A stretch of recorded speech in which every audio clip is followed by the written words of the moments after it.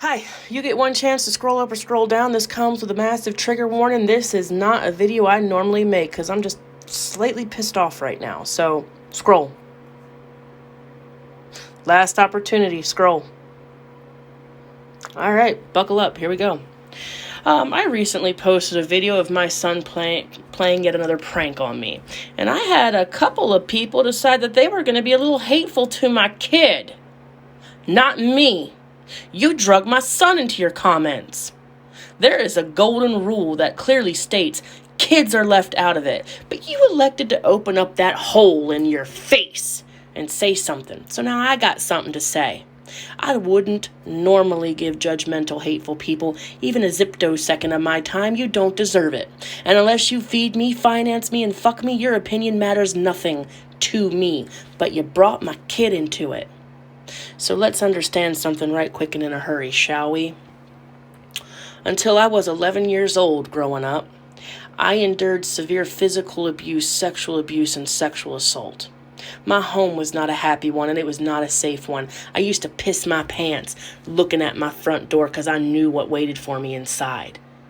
And the worst part is, if I didn't do everything I was told to do, no matter what it was, the terror and the pain from the punishments I received damn sure almost outweighed the abuse that I was suffering. You have no right to judge how my kids behave at home. My home is a safe home and a happy home. Me and my kids, we play pranks on each other all the time. My son just happens to be the master of it, while my 9-year-old is a sweet little thing. My 9-year-old is into snuggles, cuddles, stuffed animals, and puppies.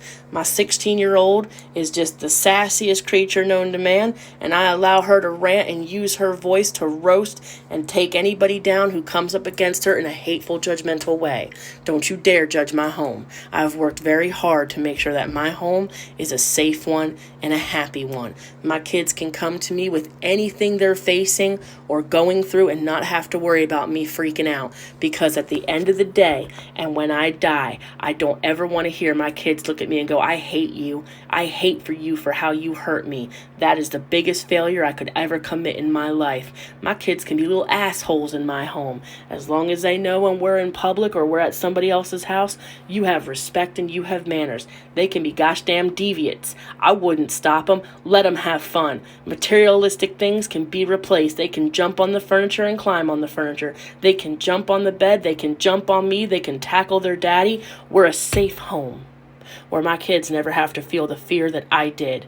And I'm a human being who makes mistakes. So my kids also have the ability to look at me, pull me aside and say, you know what, Mom, you were a real prick a minute ago, and I didn't like it.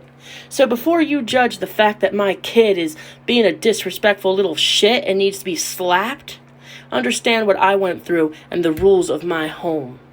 Understand it now. Shut that hole in your face.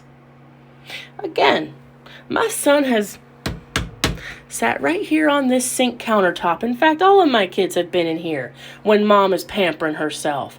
We do manicures, we do pedicures, we do hair treatments, we do foot soaks and rose petals. I want my kids to know it is okay to pamper yourself and to pamper the people you love. I want my daughters to grow up and get married and look at their husbands or their wives and go, hey babe, let's go into the bathroom and put face masks on. I want that. I want my son to look at his wife or his husband and go, hey, we should go get our nails done. I want that, because it's okay for people to do that, to care for themselves and to care for the ones that they love. That needs to happen. Understand this too.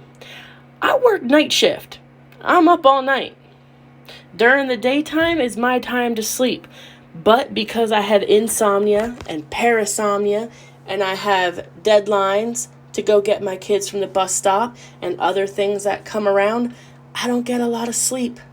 And even if I had the ability to sleep, my insomnia and my parasomnia screw with me. So when I finally do sleep and I hit that deep, restful sleep, my husband has screamed in my ears, shook my body. My daughter has had to slap me in the face to wake me up. And half the time I still don't wake up. I mumble, roll over, and keep right on sleeping. So no, I wouldn't have felt what my son was doing to me, even when he was putting that conditioner in my hair, the charcoal strips on, or the wax strips. I was out cold.